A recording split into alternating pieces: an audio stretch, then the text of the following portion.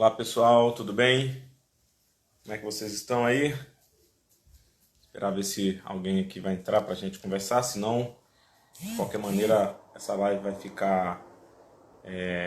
ela vai ficar gravada aqui. Você pode depois ouvir, pelo menos por 24 horas, né?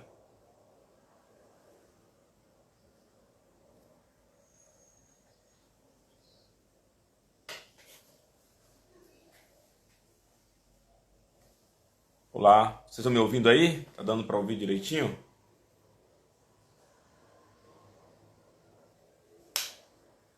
Deixa eu ver aqui, peraí, se tá tudo certo aqui, vamos lá. Acho que agora foi. Tá dando para ouvir aí? É legal. Bom, boa tarde aí para todo mundo. A nossa ideia é fazer um bate-papo aqui com o Dr. Gabriel Bolorini. Ele é médico, ele vai se apresentar, médico generalista, faz especialização em psiquiatria, formado pela Unifesp. E a gente vai bater vai bater um papo, né, trocar uma conversa aqui, uma ideia sobre quais os cuidados nós devemos ter aí nesse tempo de pandemia, né? Será que esse isolamento, essa quarentena traz efeitos sobre a nossa psique também, sobre as nossas questões mentais? Não sei nem se o termo é psique, né? O Gabriel vai explicar. Mas assim, o que a gente que cuidados, que atenção devemos ter? O que é que nós podemos fazer nesse tempo para cuidar da nossa saúde mental é muito importante. O reflexo de uma boa saúde mental em todas as áreas da nossa vida, né? Nas nossas relações, inclusive no nosso trabalho também. Então eu convidei o Gabriel, doutor Gabriel, para que ele possa nos ajudar aí a refletir um pouco sobre isso, tá bom? Acho que ele já está por aqui já. Vou convidá-lo. Uma pergunta também nesse período, vocês podem fazer também. E nós vamos conversar sobre isso. Aí, o Gabriel aí. Tudo bem, Gabriel? Tranquilo, graças a Deus. E você? Tudo jóia, graças a Deus. Boa tarde aí. E aí, nesse Estamos aí. feriado, como é que tá? Sossegado, graças a Deus. Estamos esperando aí para. Mais tarde eu já estou de plantão de novo, né? Então não é muito feriado, mas Teu plantão você fala telemedicina, né? telemedicina. Eu tenho feito alguns atendimentos assim, tem funcionado bem. É. Bacana isso, né? Abriram essa possibilidade justamente pensando nessa condição de coronavírus, né? Na Uhum, verdade, existe um lobby já há bastante tempo em discussões com o CREMESP, com o CRM, com uhum, relação à telemedicina, porque ainda não é uma coisa muito regulamentada no Brasil, uhum. mas diante da situação de emergência, se viu que era necessário liberar isso o mais rápido possível. Então, teve um projeto de lei logo do começo da pandemia que autorizou os atendimentos, as teleorientações, teleconsultas, etc. Mas a gente ainda está esperando para ver como vai ficar depois da pandemia, né? Mas, bom, tem funcionado bem, né? Assim, eu tenho visto, inclusive, um grupo de médicos que tem feito isso para, sei lá, identificar, diagnosticar a possível infecção do vírus. Então, dá para fazer um atendimento assim, ver se a pessoa tem sintomas, tal. Parece ter funcionado bem, né? Os atendimentos são muitos, inclusive, eu vi aí uma São. reportagem. A gente tem uma média durante o dia, eu acho que são 12 médicos de plantão dentro dessa empresa, 12 médicos de manhã, 12 à tarde, mas, se eu não me engano, um grupo de 6 médicos à noite. Uhum. O fluxo de atendimento é bem alto. Eu acho que coisa assim. A gente faz mais do que 100 e pouquinhos atendimentos num período de 6 horas Uhum. total, né, juntando a equipe. Tem funcionado bem, principalmente com essa ferramenta de filtro. Então, hoje um dos nossos maiores problemas é saber, putz, quando que eu vou no pronto-socorro? Quando que eu vou procurar um atendimento médico porque eu estou com sintoma suspeito e tudo mais? E se não existe um instrumento de filtro, a gente acaba superlotando o sistema de saúde sem necessidade. Uhum. Então a gente tem um fluxo muito grande de pessoas e qualquer lugar com grande concentração tem uma tendência maior à disseminação do vírus, né? Verdade. Você. Eu falei aqui sobre um pouquinho no início aí, não sei se eu falei corretamente, mas fala um pouquinho de você aí, Gabriel. tua formação, essa Tá especialização bom. em psiquiatria, como é que funciona? Então tá bom. Então, meu nome é Gabriel, Gabriel Bollorini, eu sou médico generalista formado pela Universidade Federal de São Paulo, a Unifesp, pela Escola Paulista de Medicina. Uhum. Depois dos meus 6 anos de curso, eu decidi trabalhar com atenção primária à saúde no SUS. Então, ainda hoje é onde eu atuo com atenção primária, eu atuo em uma unidade básica de saúde. E desde então eu comecei a perceber que, principalmente dentro das comunidades carentes de São Paulo, é uma questão, uma característica do nosso tempo, mas em particular dentro das comunidades carentes, isso é uma coisa que recebe muito pouca atenção, que é a saúde mental. Dentro dessa lógica, eu optei por fazer, então, uma pós-graduação em psiquiatria. Não é uma residência, não é um programa de residência médica. Então, para quem não sabe a diferença, o programa de residência médica é uma dedicação exclusiva, você trabalha, são 60 horas semanais, e a pós-graduação não, é uma especialização que eu faço em alguns horários que eu tenho, que eles disponibilizam, então, uma vez por mês, na Faculdade de Ciências Médicas da Santa Casa de São Paulo. Uhum. Então, lá eu já estou completando o curso, na verdade, eu estou no período de entrega de TCC, e eu saio de lá com o título de uma pós-graduação em psiquiatria. Eu não saio titulado psiquiatra. Mas é um foco, um olhar que eu tenho muito à questão da saúde mental. Uhum. Então, basicamente é isso a minha caminhada dentro da parte acadêmica da medicina. E é por aí que eu tenho seguido. Tenho também feito cursos de atenção primária à saúde, de medicina de família e comunidade, que é o meu foco hoje de trabalho, mas são duas coisas que caminham juntas aí para qualificar a atenção ao paciente.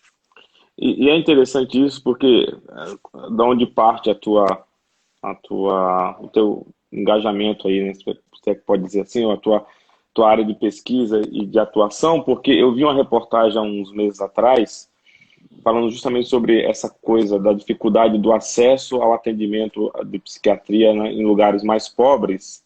Se não me engano, a região era o Nordeste, alguma região Nordeste, e uma consulta ao psiquiatra demorava até 3 meses ou mais para você poder ter acesso a uma consulta. Imagina isso, quem tem problema ou quem tem dificuldade.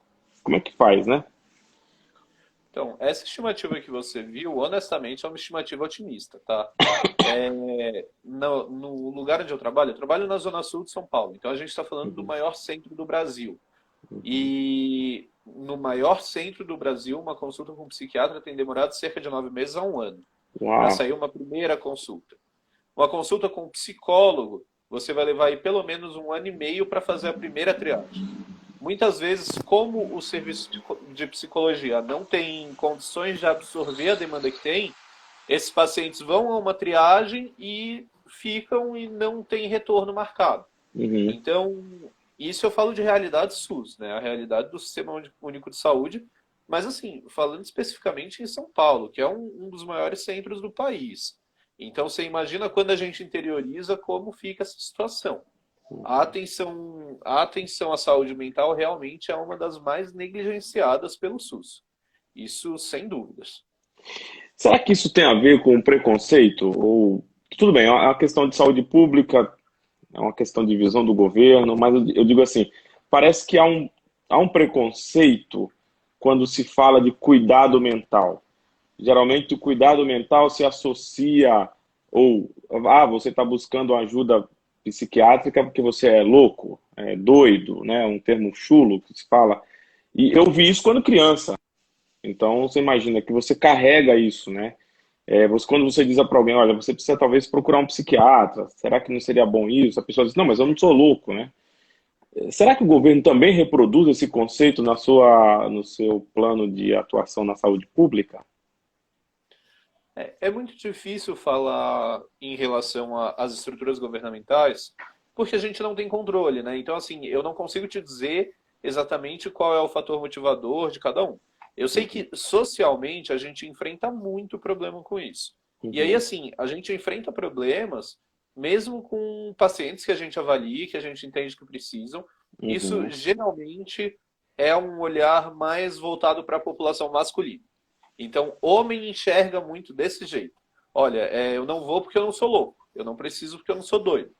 E aí a gente vê que quando a gente vai olhar criminalidade violenta e todas as questões que às vezes um transtorno ou uma questão mal trabalhada podem causar, suicídio, geralmente o predomínio é em homens. Uhum. Então a gente percebe já aí que esse preconceito ele ainda é muito nocivo na nossa sociedade. Uhum. Óbvio que, assim, as estruturas governamentais, elas não se isentam de trabalhar com a atenção à saúde mental. Então, a gente tem as redes de atenção psicossocial, a gente tem os centros de atenção psicossocial, os CAPs, que têm garantido um atendimento bacana à população, mas a gente encontra dificuldades. Eu acho que existem erros de gestão evidentes nesse processo, mas eu acho que o preconceito ele ainda é muito mais da nossa sociedade mesmo do que das estruturas governamentais. Existem tentativas, só não existe um modelo eficaz. Uhum. Por exemplo, e é um problema, o problema de saúde mental é um problema tá presente assim de modo bem grande na sociedade. Por exemplo, eu vi eu não sei se foi um artigo, foi uma pesquisa onde feita no Hospital das Clínicas, Departamento de Psiquiatria, eles concluíram que 76% das pessoas que estão em situação de rua em São Paulo sofrem algum tipo de transtorno mental. 76%. Então você vê, isso é uma amostragem razoável. Claro, a gente está falando de um grupo específico em situação de rua, mas isso com certeza deve estar presente também na sociedade em geral, né? Uma alta taxa de problema. Reflete. Então, assim, sem dúvidas reflete na sociedade. A gente tem entidades como a depressão, como a ansiedade, são entidades muito mais frequentes do que a gente percebe. Na verdade, são muito subnotificados, subatentas também, porque a gente não. A nossa sociedade ainda tem esse conceito de que não, doença mental, mesmo se você olhar aí os grupos mais conscientes, então a população mais jovem que hoje tem se aberto muito para a psicoterapia, tem se aberto muito para o atendimento psiquiátrico, a gente ainda tem uma carga aí de que, não, a doença mental é só quando eu tô terrível, então eu só tô deprimido quando eu tô querendo me matar. Eu só tô ansioso quando eu não consigo mais sair de casa porque eu fico preocupado com o que vai acontecer. Uhum, E, na verdade, a gente perde os sinais precoces da doença, né? A gente uhum. perde aquelas coisas que poderiam nos sinalizar que existe um problema muito antes. E aí a gente perde também capacidade de trabalhar nessas questões. Então, isso sem dúvidas é um problema. Como você falou, população de rua é muito comum. E é muito comum, inclusive, que essas populações sejam tratadas com violência, tanto pela sociedade quanto pelos órgãos oficiais, polícia, tudo mais, sem atentar que muito do que se demonstra ali é transtorno mental. Então, hoje a gente enfrenta o que a gente chama de psicofobia, essa postura de que, não é louco, não quero me aproximar, tem que isolar, tem que manter distante. Hoje isso se torna cada vez mais frequente, infelizmente. Então, sem dúvidas, o reflexo na sociedade é grande. É engraçado isso, né? Você não respeitar uma doença porque ela é mental. Porque, por exemplo, se alguém vê uma pessoa com uma deficiência física, você logo diz, opa, respeita, tenta ajudar, se compadece, tem empatia, né? Se você vê alguém acamado com alguma doença, você, poxa, né, vai, quer ajudar, oferece ajuda, ou no mínimo tem empatia, respeita a doença. Por que não se respeita a doença mental? Isso vem muito do que você mesmo comentou, dos preconceitos que os nossos pais, os nossos avós ainda tratavam essa questão. Então, a gente tem que fazer um meia-culpa também de que a igreja tem uma participação muito grande no preconceito que essas pessoas sofrem. Então, a visão religiosa de que, isso é demônio, isso é falta de Deus, isso é falta de oração, isso é falta de comunhão com Deus, isso tudo traz uma carga de preconceito e, mais do que isso, traz uma carga para a própria pessoa. De tentar se compreender, mas, poxa, eu vivo uma vida, eu tenho tentado viver de acordo com o que eu acredito, mas eu continuo triste. Porque o problema não é um problema religioso, não é um problema espiritual, mas é um problema de uma desorganização de neurotransmissores no cérebro, que se não for tratado, vai continuar dando repercussão. Então, a igreja tem a sua participação, A sociedade civil, sem dúvidas, com todas essas questões de exclusão, com todas as dificuldades de compreensão. E aí, assim, eu até compreendo o seu ponto, mas eu faço um parênteses de que a verdade é que, mesmo essa observação de que as deficiências são respeitadas, é relativa, né? A gente vê na nossa sociedade hoje coisas simples, mas assento prioritário sendo ocupado por pessoas que não têm deficiência. A gente vê dificuldade de acesso, por exemplo, de um cadeirante no transporte público. A gente vê uma série de coisas que mostram que nem as deficiências mais visíveis, mais evidentes são respeitadas, quanto mais as deficiências mentais que não têm um sinal claro. Citando um exemplo interessante, dentro dessas manifestações que tivemos recentemente, essa loucura do pessoal protestando contra a quarentena e tudo mais, teve uma pessoa que, se eu não me engano, ela foi a uma dessas manifestações, vestida de vermelho, e foi agredida. E óbvio que a internet age muito rápido, descobriram quem foi o agressor, e desenterraram o perfil e tudo mais. E, na verdade, eu li uma reportagem muito detalhada da revista Fórum, que falava que ele se aposentou em 2006, 2007, se eu não me engano, afastado por um transtorno afetivo bipolar. E a reportagem dava a entender que ele usava isso como um subterfúgio para ter um afastamento por doença. Só que quando você... E isso eu falo com uma certa propriedade de causa, porque dentro da minha família eu já tive que lidar com transtorno de saúde mental, inclusive transtorno afetivo bipolar. Quando você enxerga o paciente realmente como ele pode reagir, você percebe que aquilo que ele fez, e é óbvio que tem que ser condenado, ninguém tem que agredir outra pessoa, mas você percebe que aquilo que ele fez também cabe dentro da doença. Também cabe dentro dessa realidade. Mas mesmo você vê, a Fórum, que é uma revista super progressista, desconstruída em relação a preconceitos, mas traz uma psicofobia muito grande nesse caso. De, olha, era uma desculpa, era uma justificativa, porque na verdade ele é só uma pessoa ruim. E na verdade não funciona bem assim.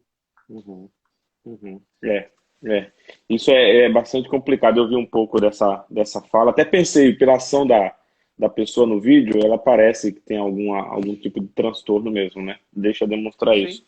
Agora, Gabriel, a gente está vivendo essa fase aí muito nova, eu acho, pelo menos olhando superficialmente, não sei se nós fomos obrigados como sociedade a nos colocar recluso, em quarentena. E isso, bom, imagino que isso deve causar uma série de situações aí novas e, inclusive, deve provocar algum agravamento ou desenvolver alguma dificuldade, alguma situação mental, né? E aí, como é que você observa isso? É possível isso? Agrava? Inicia-se alguma coisa? Pode iniciar alguma coisa? Pode agravar alguma coisa nesse período de quarentena aí com relação à saúde mental? Então, eu acho que tem uma cartilha muito instrutiva do governo, do Ministério de Saúde, que vai falar justamente sobre as necessidades psicossociais no período de crise. E ele levanta algumas características específicas que tendem a surgir na pandemia. Então eles colocam, por exemplo, a desconfiança nos processos de biossegurança, a desconfiança nos processos de cuidados médicos e tudo mais, porque é tudo muito novo, ninguém sabe muito bem como isso acontece. Essa dificuldade de se adaptar a esses processos de segurança, então, eu uso de equipamento, mas eu tenho que usar máscara ou não tenho que usar máscara? Eu uso luva ou não uso luva? Para sair de casa, o que eu tenho que fazer? Olha, mas e o álcool gel? Putz, está em falta? Tem alguma coisa que substitui? Então surgem uma série de questões que agravam muito as preocupações das pessoas. Existe todo o risco de ser infectado, existe todo o risco de infectar se você é portador da doença. Existem doenças comuns de aparecer, então a gente fala muito de sazonalidade. O coronavírus ele escolheu muito bem a época que ia aparecer, porque justo a transição de verão para outono e agora chegando mais perto do inverno, a gente vai ver que começam a aparecer aquelas doenças sazonais. Aquela gripe, aquele resfriado, uma série de outras doenças comuns e habituais, só que vão dar febre, vão dar tosse, e aí começa toda essa preocupação. Putz, mas será que eu tenho uma sinusite ou será que eu tenho coronavírus? Será que eu tenho que eu tenho uma crise de rinite ou é coronavírus? E aí tudo isso já vai trazer uma série de questões ansiosas também. Existem as preocupações, aí muito para quem já é pai, dos filhos ficarem sem uma referência, por exemplo. Então, quando os filhos não vão para a escola, não brincam com amigos, e é toda a preocupação que os pais vão ter em torno disso, de olha, mas e aí? O meu filho não está socializando, ele precisa gastar essa energia, o que a gente vai fazer? Existe todo o risco do agravamento de saúde física, então as pessoas evitarem buscar serviço de saúde justamente porque não querem se contaminar, e aí a gente tem toda uma série de outras doenças que não vão deixar de aparecer. Então, assim, o câncer não vai deixar de existir porque o coronavírus chegou. Outras doenças também não vão deixar de existir só porque a gente está tendo uma pandemia. Então a gente tem toda uma questão aí envolvida também. A gente tem a alteração dos nossos fluxos de deslocamento. A gente tem alterações importantes no nosso fluxo de relações. Então toda essa questão da socialização. E mais do que isso, a gente tem uma mudança muito grande nos hábitos de rotina. Tudo isso é muito predisponente para a gente começar a apresentar algumas questões bem emblemáticas nesse momento. Então, algumas coisas que podem acontecer são os medos, né? Os medos de adoecer, os medos de perder pessoas que nós amamos, os medos de não conseguir se garantir o sustento financeiro nesse período, medos do nosso trabalho não tá lá quando a gente voltar, quando essas coisas passarem, medo da exclusão, uma série de outros medos. E aí, isso tudo vai direcionar para algumas apresentações. Então, a gente tem falado muito em algumas reações comportamentais da pandemia. E aí a gente pode falar em alterações do apetite. Então, existem pessoas que ficam tão ansiosas, mas tão ansiosas que param de comer. E, em compensação, existem pessoas que começam a comer muito mais do que precisavam, começam a descontar muito a ansiedade em doce e tudo mais. Então, a questão da obesidade se torna cada vez mais um problema aí. E aí você percebe, Jafé, como a saúde mental e a saúde física, elas estão muito próximas, né? Uhum. Então, é uma questão de saúde mental, eu estou ansioso, mas vai repercutir na minha saúde física na medida em que eu tenho um consumo excessivo de alimento, eu tenho um consumo excessivo de doce, eu tenho um consumo excessivo de uma série de coisas que vão repercutir numa obesidade, num diabetes, numa hipertensão. Uhum. Além das alterações do apetite, a gente pode ter as alterações de sono. Então, em particular, a questão da insônia, a questão das dificuldades para dormir, a questão dos pesadelos, tudo isso começa a manifestar também como sintoma. Os conflitos dentro de casa, então a gente não está acostumado a passar tanto tempo assim com a nossa família. Verdade. E ao mesmo tempo que isso é uma bênção, também é uma maldição, porque os conflitos surgem, as brigas surgem, as dificuldades também. A gente tem chamado muito a atenção sobre uma característica importante, que é a violência. Então, é uma estatística que já é esperada, que os casos de violência, principalmente contra a mulher, explodam nesse período. Na verdade, eu já vi uma estatística ou outra, não sei dizer ao certo, mas que já teve um aumento simbólico de casos de agressão contra a mulher. Uhum. Então, justamente por esses conflitos interpessoais, a vítima é sempre a mulher no meio desses conflitos. Uhum. Então, é óbvio que existe todo um construto de coisas que podem sim se agravar, podem sim piorar e gerar sim episódios depressivos, episódios ansiosos, pode sim converter numa patologia. Eu acho que essa é uma das nossas maiores preocupações. Uhum. Eu vi sobre isso, né, sobre que realmente tem aumentado a violência doméstica. E assim, como essa situação é nova para todo mundo e a gente não sabe como lidar com ela, fica uma questão assim, como é que eu percebo isso? Como é que eu percebo que o meu comportamento pode não estar em equilíbrio? Eu quero dizer assim, por exemplo, às vezes pode bater uma irritação extrema e eu achar que é só uma irritação, mas isso pode já ser reflexo, essa questão da ansiedade, né? Alguém me perguntou esses dias, como é que tem sido o seu sono? Eu sempre tive um sono mais curto, mas eu percebi que nesse período meu sono tem aumentado e parece que o sono você não mata o sono, sei lá. Você acorda meio ainda Quer dizer, altera o sono, altera hábitos alimentares. Como é que começa a perceber que isso pode ser indicar um problema e eu poder fazer essa leitura? Tá. Então, assim, eu acho que a gente tem algumas ferramentas que podem nos trazer atenção. Em primeiro lugar, é a humildade de saber ouvir o outro. Então, quando a gente, principalmente para pessoas que não estão sozinhas nesse período de pandemia, se você convive com alguém, com esposa, com marido, com filhos, ouça o que o outro tem a te dizer sobre quem você tem sido. Então, muitas vezes a gente tem muito pouca crítica de como a gente tem agido. Uhum, É muito mais confiável que a gente confie na palavra de outra pessoa, que está um observador externo de tudo que tem acontecido dentro de nós, para dizer para a gente, olha, talvez aqui você esteja se excedendo. Olha, você tem trazido demais essa questão. Então, pegando exemplos, dentro do atendimento, eu tenho visto muitas pessoas que só falam isso, só sabem falar em coronavírus. Olha, a gente vai, olha, morreu mais gente, olha, tá uhum, preocupando, não sei o que lá, não sei o que lá. E, na verdade, qualquer pessoa externa consegue reparar que aquilo está passando do limite. uhum, Então, eu acho que essa atenção do outro é muito importante. Com uhum, relação a nós mesmos, com relação à nossa observação, aí eu acho que cabe muito você tentar ter um momento de conhecimento próprio mesmo. Um uhum, autoconhecimento no sentido de, olha, o quanto eu comi até aqui e o quanto eu estou comendo agora. Olha, como era meu sono antes, justamente o que você falou, e como está meu sono agora? Tem uhum, mudado alguma coisa? Tudo bem. Então vamos ver se isso tem repercutido em prejuízos, tem prejudicado de alguma forma a minha rotina, o meu dia a dia tem mudado, a minha saúde eu sinto que está piorando, então eu não me sinto descansado, eu me sinto mais cansado para fazer coisas que antes eu conseguia fazer numa boa. uhum. Existe mais alguma coisa que tem me prejudicado nesse sentido? Então, todas essas são questões que eu acho que se a gente chamar a atenção, a gente consegue perceber alguns sinais precoces de que as coisas têm começado a dificultar, as coisas têm começado a desandar nesse período.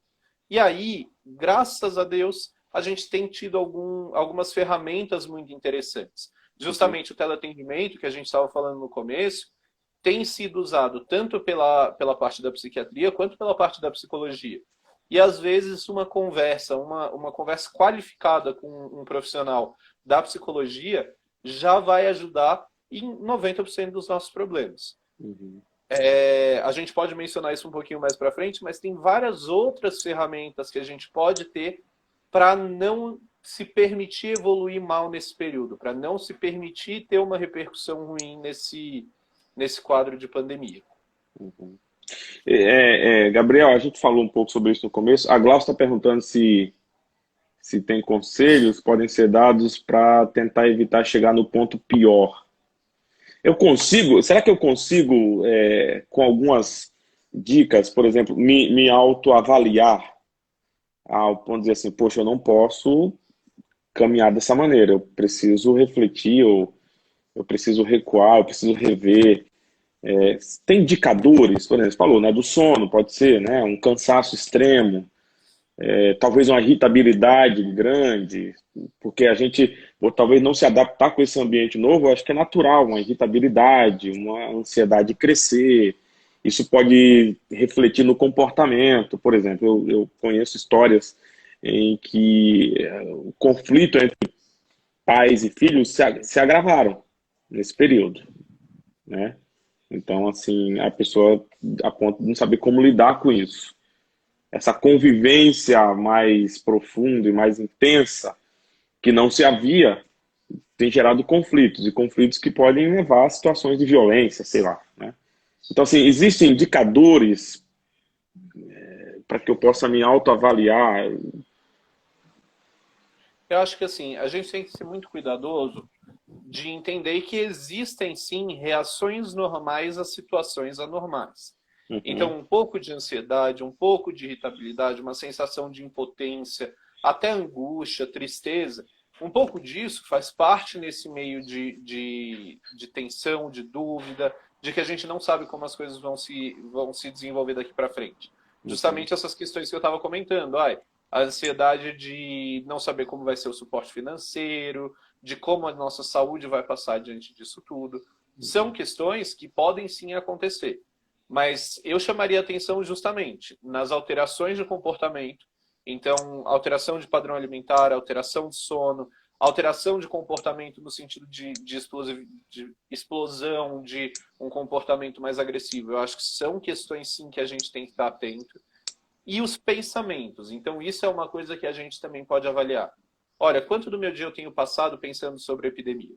Sobre a pandemia, no caso. Quanto tempo eu tenho investido pensando nisso? Quanto tempo eu tenho pensado sobre a saúde da minha família?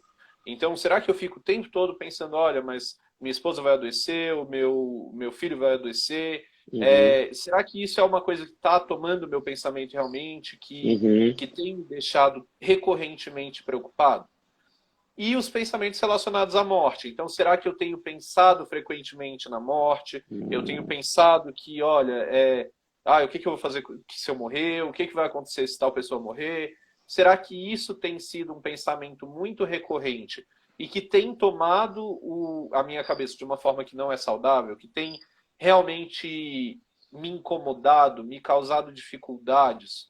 Eu acho que tudo isso são critérios que a gente pode usar e eu acho que funcionam para pelo menos perceber que alguma coisa não está legal. Essa questão de pensamento de morte, né? Isso é bastante interessante, porque talvez a pessoa se sinta, já tem alguma situação que dificulte, e nesse momento ela se sinta pressionada a buscar uma fuga. Eu sempre penso nisso, né? Qual é a sua fuga? Como é que você tenta escapar dessa pressão, ou dessa situação, ou da ansiedade? Você falou, né? Pode ser a alimentação, mas eu posso perceber, assim, tentando buscar escape, tentando buscar escapar dessa situação, isso pode me levar a pensamentos suicidas? Com certeza. Então, esse é um dos sinais de maior atenção. E eu acho que a gente vem de uma sociedade, Jafé, que justamente pela psicofobia, pelos preconceitos, a gente fala muito pouco nisso. E a verdade é que não existem problemas em você falar em suicídio. Uma questão, óbvio, eu até lembro da polêmica que deu quando lançaram aquela série, 13 Reasons Why, que foi muito gráfico a forma como representaram o suicídio, e óbvio que isso é um problema. Isso não tem muito... não age de uma forma favorável, pelo contrário. Então, você representar as coisas dessa forma não faz bem. Mas você falar sobre, você buscar conversar sobre o assunto, é sempre importante. Então, as pessoas antigamente tinham muito medo de perguntar, olha, você tem algum pensamento de suicídio? Isso passa pela sua cabeça? Mas a verdade é que perguntar isso já é um fator de proteção. Quando a pessoa tem a oportunidade de falar sobre esses pensamentos que às vezes vêm na cabeça, isso já ajuda ela a administrar melhor as situações, a digerir melhor o que ela está pensando e a transformar isso numa ação mais coerente. Então, sem dúvidas, a gente falar sobre esses sintomas, a gente conversar sobre coisas que a gente percebe. Olha, mas a minha esposa está lavando a mão 10 vezes antes da refeição. Olha, isso não é normal. É uma mudança de comportamento. Então, tudo isso a gente tem que manter os olhos abertos para perceber. Qualquer sinal de mudança de comportamento. A gente tem vivido um tempo de isolamento, mas o isolamento social ele é de contato físico. Não implica em a gente deixar de falar com as pessoas, de ter contato. E se você percebe que alguém está se isolando para além da conta, então não tem mais contato com as pessoas que ama, não conversa mais com amigos, isso já é um sinal de alarme também. A gente não pode se permitir isolar das pessoas que nós amamos. A gente isola fisicamente, mas o contato ainda existe. Tem uma coisa interessante, Gabriel, que você falou, né? E a gente não dá importância a algumas falas, por exemplo. Eu lembro, aí minhas lembranças de infância. Você falava, visse alguém falando sobre pensamento suicida, a pessoa fala, deixa de besteira, menino. Isso é coisa da sua cabeça, bobagem. Ou então, assim, imagina, quem quer se matar não fala. Quem quer se suicidar não diz, vai e faz, né? Então a gente dá pouca atenção a esse tipo de fala. Seja por preconceito, seja por não saber lidar com a situação. não saber como conversar sobre isso. Isso é um perigo também, né? Não dar atenção a esse tipo de fala, né? Uma das coisas que vem nessa...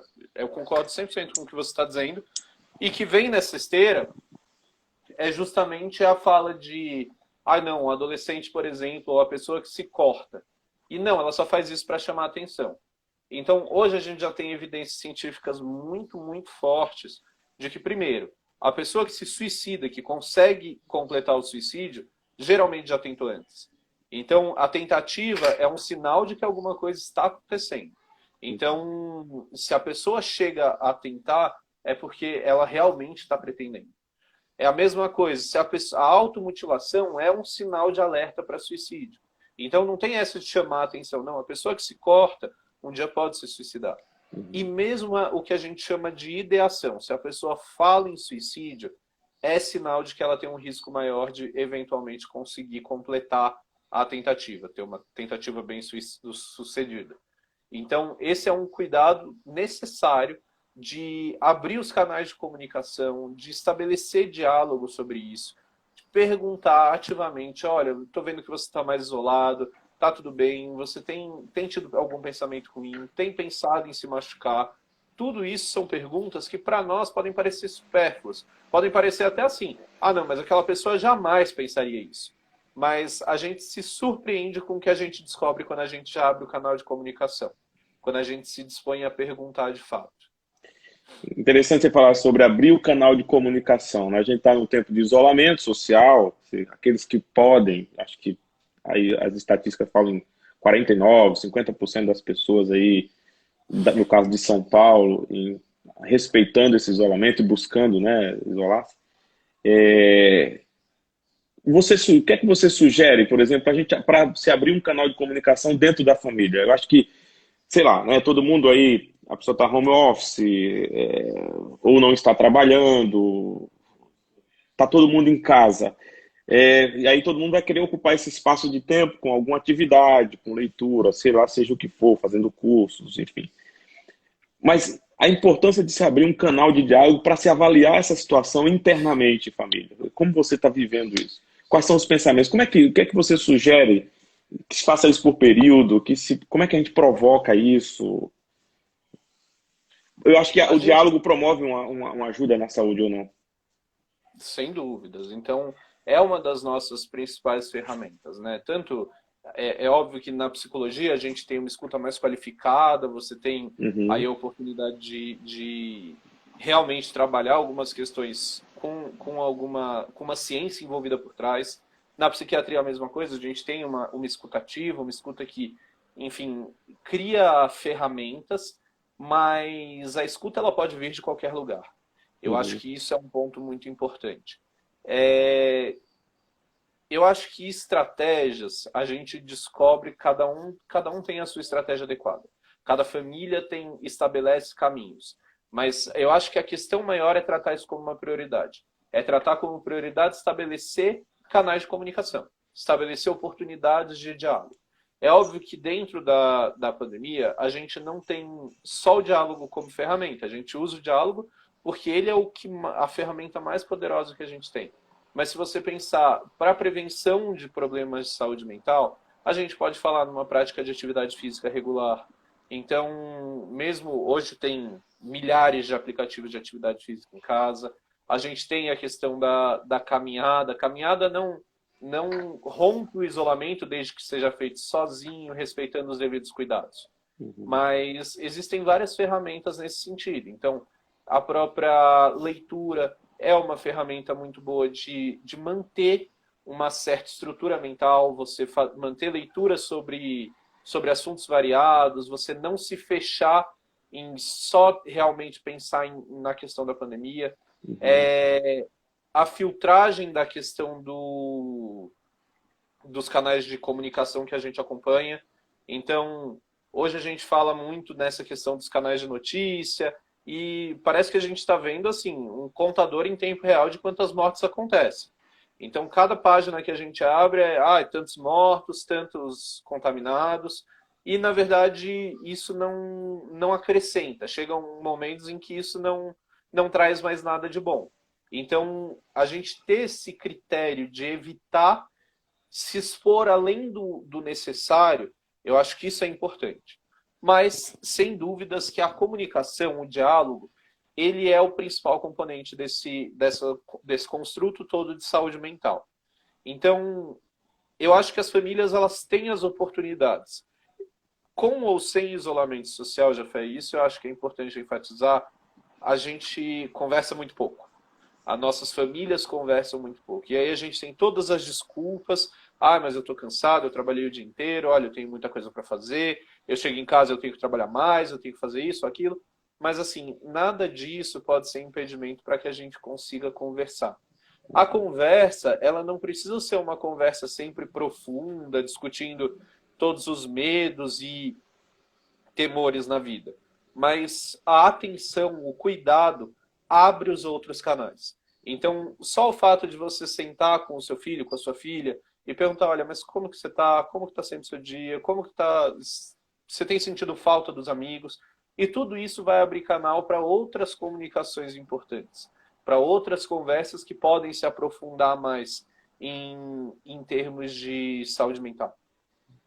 A gente fala muito que, nesse momento, a gente tem vivido um momento de crise que é sem igual em relação a tudo que nós passamos na vida. Uhum. Mas todos nós já passamos por crises e dificuldades.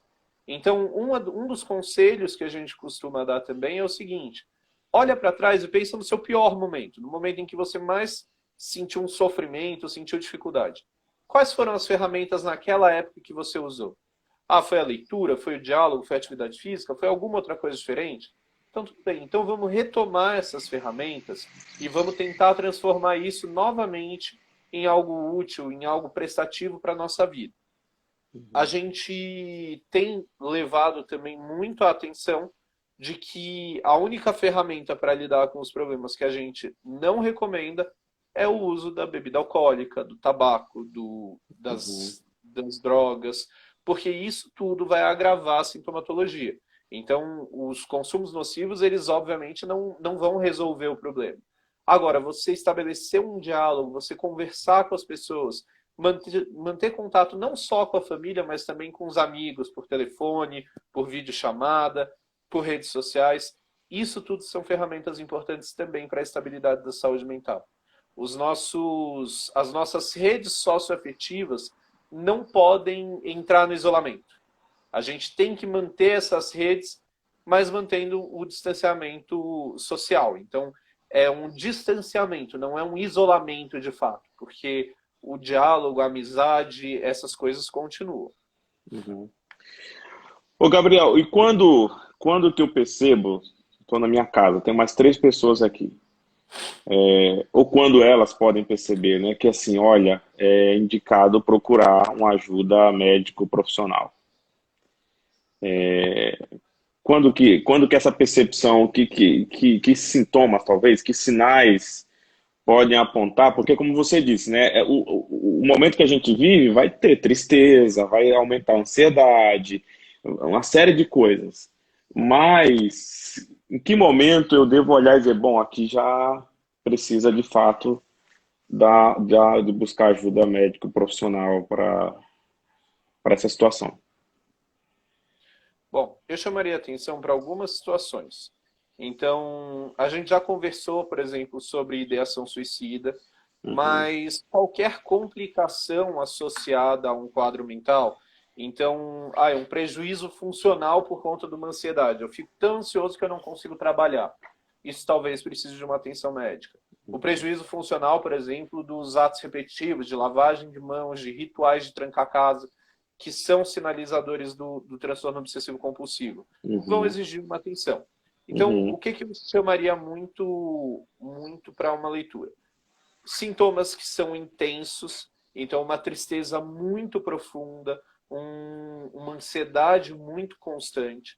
Sintomas que são persistentes. Então, assim, a gente já está fazendo praticamente 1 mês e meio do isolamento social. Então, se desde o começo o sintoma tem se mantido, eu acredito que seja uma coisa para a gente ver com um olhar um pouco mais qualificado. O comprometimento na vida cotidiana.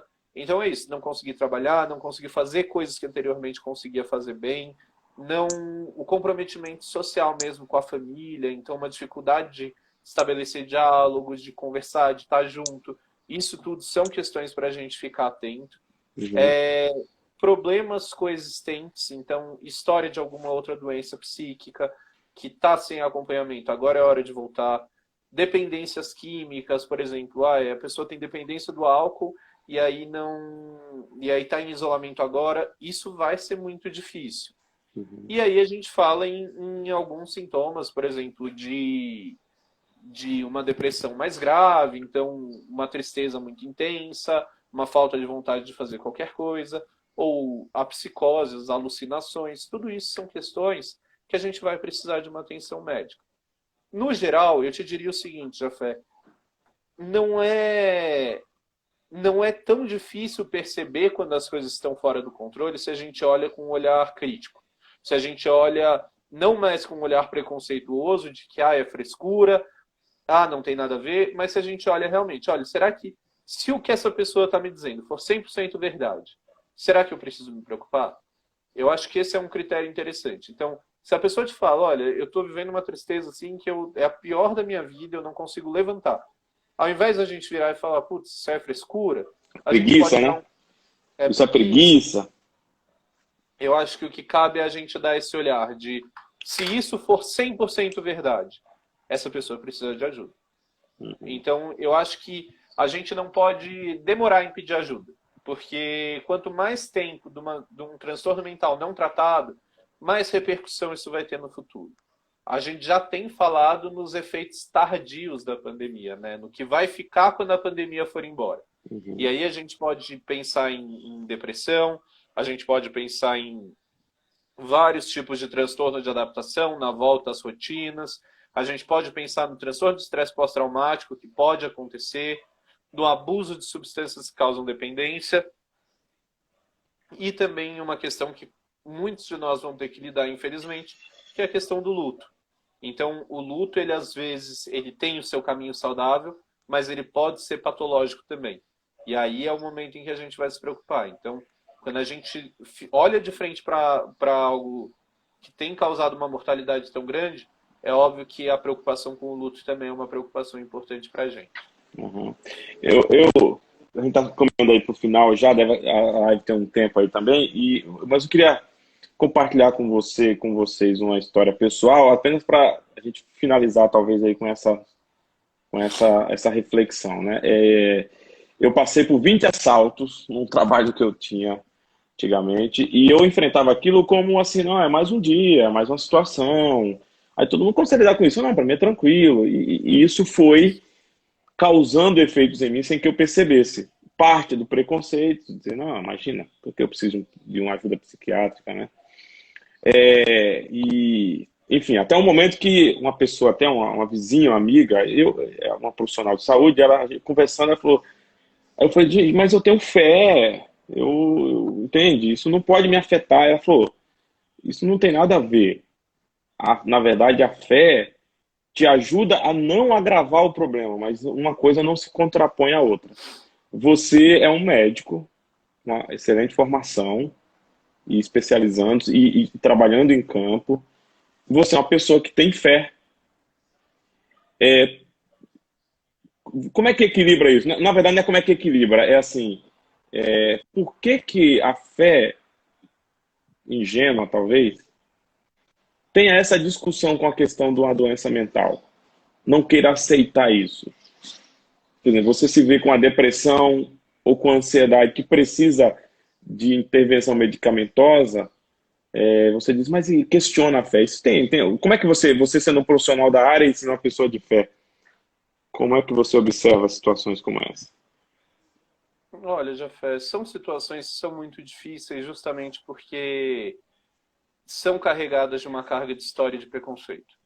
Mas a verdade é que em nenhum momento, quando a gente olha, faz uma leitura bíblica honesta, a gente entende que a Bíblia nos promete que a gente não vai ter nenhum transtorno mental. Então, uma leitura honesta da Bíblia entende que, na verdade, quando você olha personagens bíblicos como Elias, quando você olha personagens como Davi e uma série de outros, você percebe sintomas. Sintomas de que claramente ali existia alguma coisa errada que não era fé, era alguma coisa a mais. Então a gente fala aí de pessoas que são profetas e grandes figuras bíblicas, mas ainda assim eles passavam por sofrimentos, e às vezes sofrimentos inclusive patológicos, que a gente não tinha tratamento na época. A gente percebe vários sofrimentos que são reais. Então, diante disso tudo, o que eu te diria é o seguinte, a fé e a saúde mental, elas não são questões excludentes.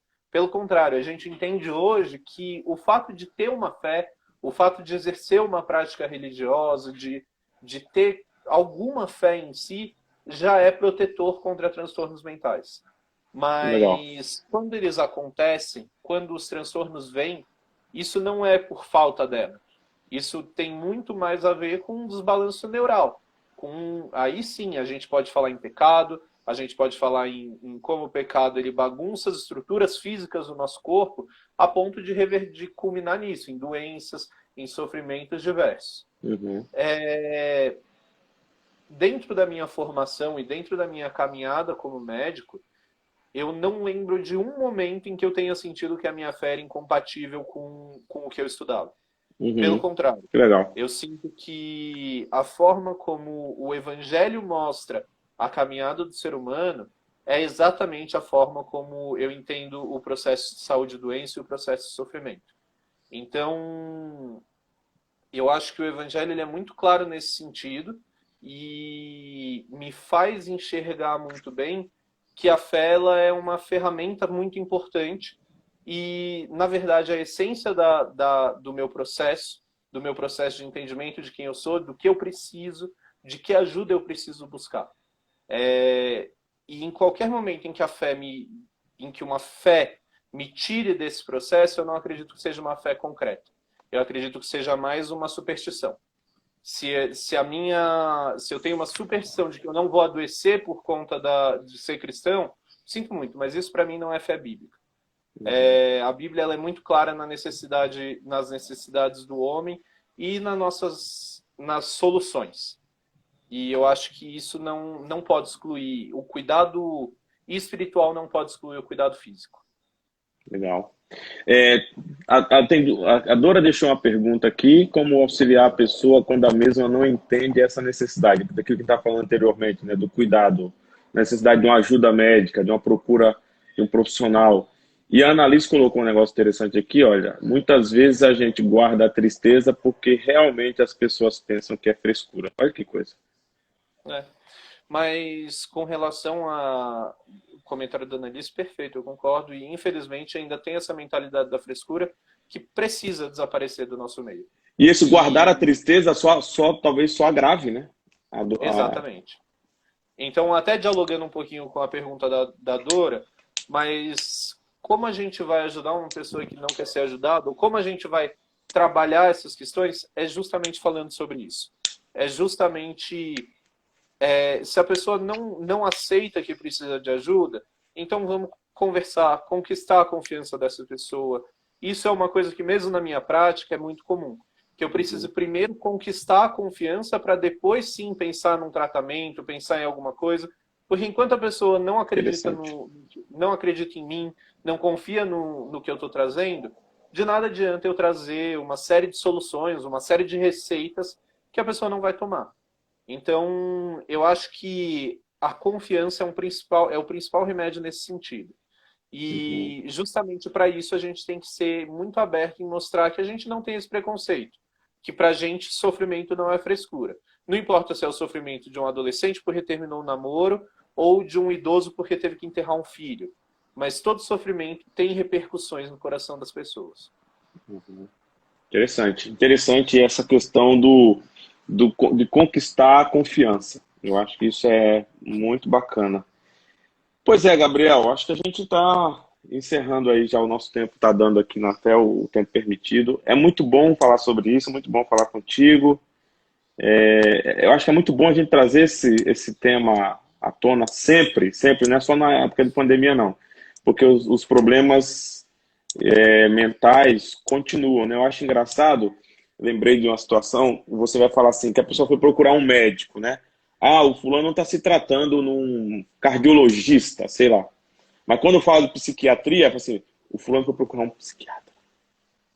A gente Uhum. baixa o tom, que assim, é uma coisa vergonhosa, né? Olha, inclusive ele está trabalhando com um psiquiatra. Você vê, isso precisa ser trabalhado. Eu acho que o caminho é trazer clareza de informação, educar, como você falou, né? Falar sobre isso, mostrar que isso acontece e isso precisa de tratamento como qualquer outra doença. Sofrimento não é frescura, sofrimento não é vergonha. Eu acho que isso deve começar dentro de casa, deve passar pela educação. Infelizmente, talvez a gente não tenha campanhas publicitárias, né, governamentais, abordando esse assunto com seriedade e com constância. Mas eu acho que a gente tem um compromisso. Eu acho que, por exemplo, a gente que trabalha com igreja, acho que é um compromisso nosso de apontar isso. A gente sabe que tem, no campo teológico, existem teologias que são contrárias a esse tipo de tratamento, de abordagem. A gente sabe que há um embate hoje entre ciência e fé, novamente isso vem à tona. Isso historicamente nunca, a ciência e a fé nunca foram contrárias, pelo contrário, muito pelo contrário. Então acho que passa pela educação em todas as possibilidades que nós temos, desde da igreja, da família, e mostrar esse, para que a gente não aumente o sofrimento das pessoas. Eu acho que a igreja não pode ser um lugar para aumentar sofrimento. Sim. Não E pode ser mais um do que isso, espaço. eu diria que todos que estão acompanhando nossa live e tudo mais, o meu estímulo seria que fossem multiplicadores disso. Dessa necessidade da conversa, dessa abertura de estabelecer canais de comunicação para que a doença mental seja abordada, para que a gente não deixe isso no silêncio. Muito bom. Muito bom, obrigado, Gabriel. Ah, só uma coisa, você tem alguma indicação de leitura que ajude a gente nisso? Uma leitura que não seja tão técnica, claro, mas alguma coisa que provoque a nossa reflexão, ou até se é alguma coisa entre fé e saúde mental, não sei se você...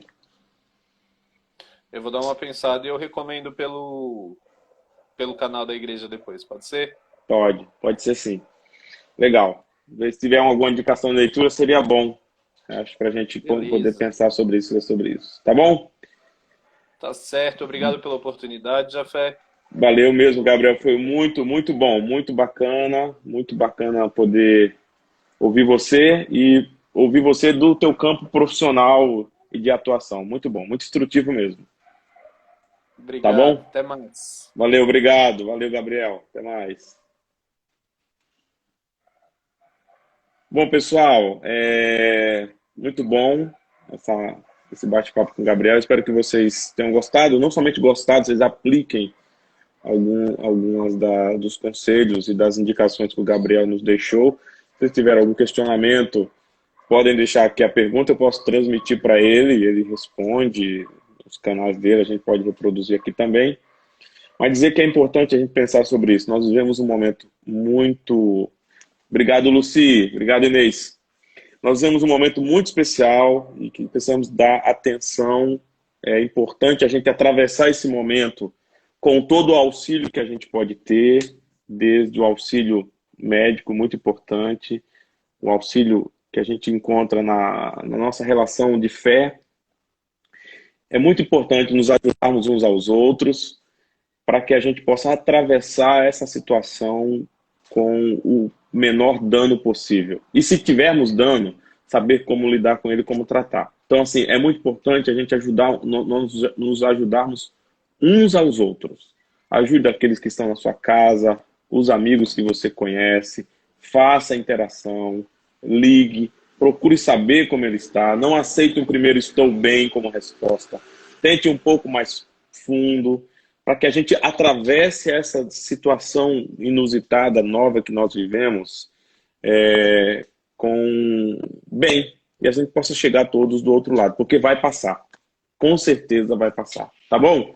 Obrigado, gente. Deus abençoe. Amanhã nós vamos falar sobre cuidando dos mais vulneráveis.